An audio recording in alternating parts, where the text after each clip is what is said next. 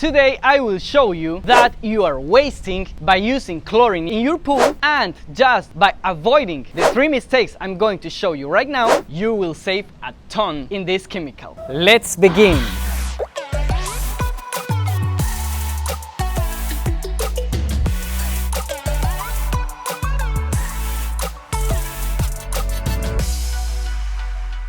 Your first mistake is that you are adding too much chlorine to the water. What this means is you are adding more than 3 parts per million of chlorine, and by doing that, the sunshine is taking away all that chlorine until it lowers back to 3 parts per million. So if you just add constantly chlorine so that it's always between 1 to 3 parts per million, you won't be wasting in that chemical because sunshine won't be burning all that chlorine in excess away. So measure your chlorine levels daily if you can, but the rule is to always keep it between 1 to 3 parts per million. Second mistake is that your stabilizer, conditioner or cyanuric acid levels are not always between 30 to 50 parts per million. Because if your CYA is not stable between those ranges, your chlorine goes away with the sunlight. So if you have less than those 30 parts per million of cyanuric acid level in the pool, chlorine doesn't last because of the sunlight.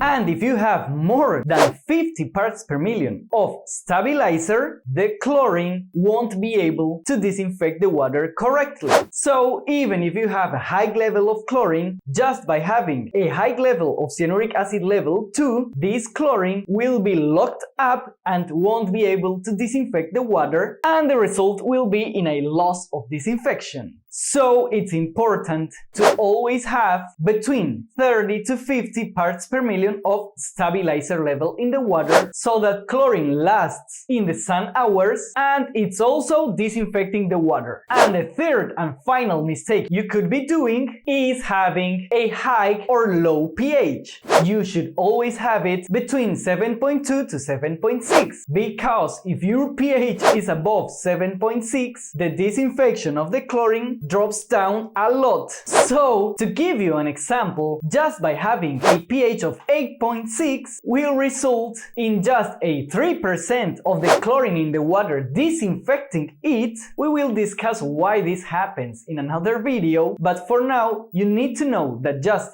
3% of that chlorine is disinfecting the water whenever you have 8.6 pH compared to, for example, 7.5 pH level, at which the 50% of your chlorine will be disinfecting the water. Do you realize the difference between having 8.6 pH and 3% chlorine disinfecting the water and 7.5 pH level with 50% of the chlorine disinfecting the water? That difference is huge. And on the other hand, you should never have a pH lower than 7.2 because your water will be corrosive and will start to damage all the materials of the pool. So now you know that just by having always controlled the chlorine level between 1 to 3 parts per million, the pH between 7.2 to 7.6, and the CYA levels between 30 to 50 parts per million, your chlorine will last longer and longer and you won't be wasting this chemical. And on the other hand, the water will always be safe for the bathers. Now let's see some real examples of swimming pools so that you can compare the amount of chlorine used in those pools with your own pool, and therefore you can know if you are using correctly the chlorine or you are wasting this chemical. Let's go for it.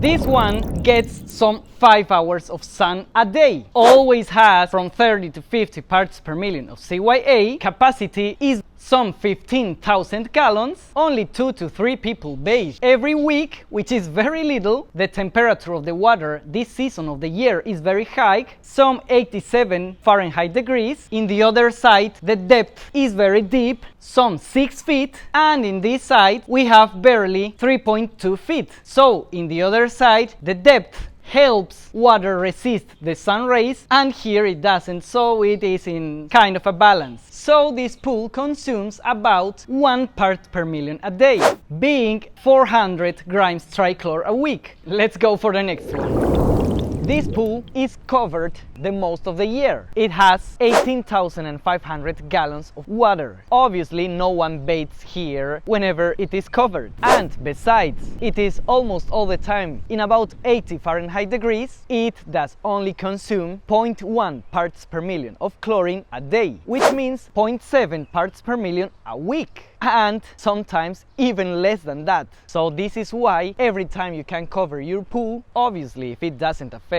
the way your house is going to look, it is an excellent idea to cover the pool. So for this one, it's only necessary about 2.5 ounces of cal hypo, which is calcium hypochlorite, a week, and that's almost nothing in chlorine. I hope this is useful for you. Go to the next one.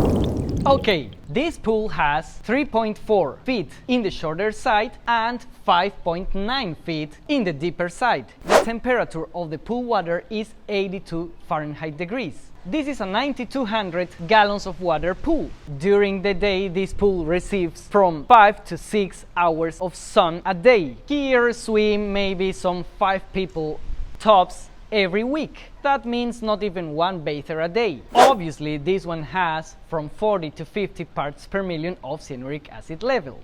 And the chlorine needed for this pool is 7 ounces a week, which means this pool consumes 0.7 parts per million of chlorine a day. Go to the next one.